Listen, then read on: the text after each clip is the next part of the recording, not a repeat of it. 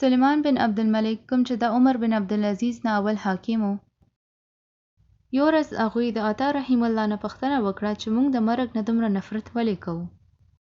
نو هغوی ورته وویل لأنکم عمرتم دنیاکم وخربتم آخرتکم، ځکه چې موږ خپل دنیا له قایم کو او د آخرت له تباه کو. نو اوس تاته هغې شی له پرېښودل ډېر ګران دي کوم چې تا قایم کړی دی، او هغې ځای ته تلل دي چې کوم ځای تاته ګمان هم نشته او هغې له تا تباه کو.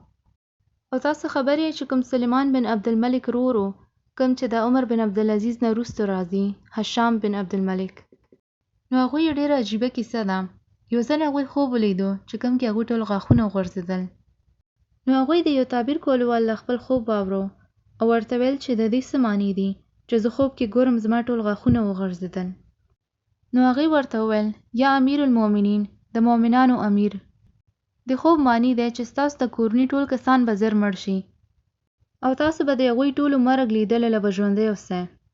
نو هشام بن عبدالملک له دا تعبیر لږ هم خوښ نه شو او چا بل چا نه یې پوښتنه وکړه. څنګه چې تاسو ته یوه فتوا خوښه نه شي نو تاسو چا بل مفتي نه تپوس وکړئ. چې تاسو ته اسلام QA خوښ نه شو نو تاسو اسلام ټوډې ته لاړ شئ. نو هشام بن عبدالملک هغې بل کس ته هم بیا وویل چې خوب کې ګورم زما ټول غاښونه وغورځېدل، نو د دې څه معنی دي؟ نو هغې ورته وویل چې یا امیر المؤمنین، تاسو ته ډېر مبارک شي، الله به تاسو ته اوږد ژوند ورکوي او د خپل کورني ټول کسانو نه به لوی عمر لرئ. نو هغه ډېر خوشحاله شو او حکم یې ورکړو چې دې ته څه خوږ وخوروئ او زما طرف نه انعام ورکړئ چې ما ته یې دومره ښایسته خبره یې وکړه. اوس دا خبره یوه یې وه خو هغې ورته بل زاویې سره کتل. نو د اوس یو مسلمان زاویه څه وي؟ نو د بله زاویه دا ده چې یو مؤمن مرګ له همیشه حکمت سره ګوري. نو دا حکمت څه شی دی؟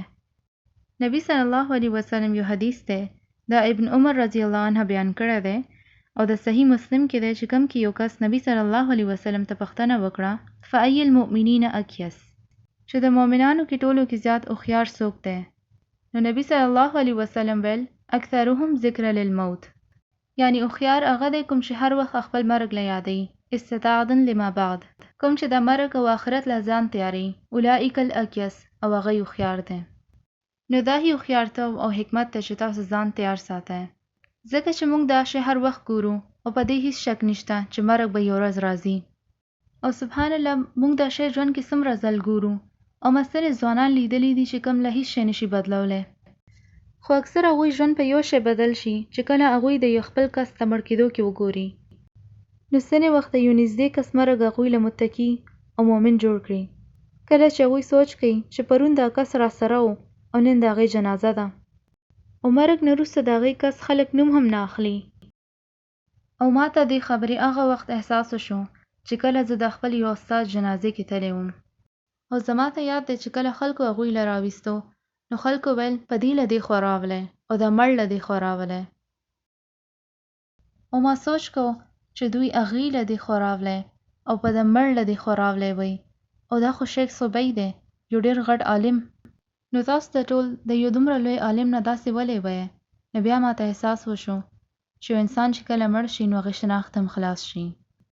نو زه دې شی ډېر حیران کړم چې مرګ نه وروسته یو دومره لوی عالم بس یو لاش دی او موږ خبر یو چې د یو مړ کس ته د خبرې هیڅ پروا نه وي او هغې ته هیڅ فرق نه پروزي، خو موږ الله ته دعا کوو چې هغوی باندې خپل رحمت وورئ.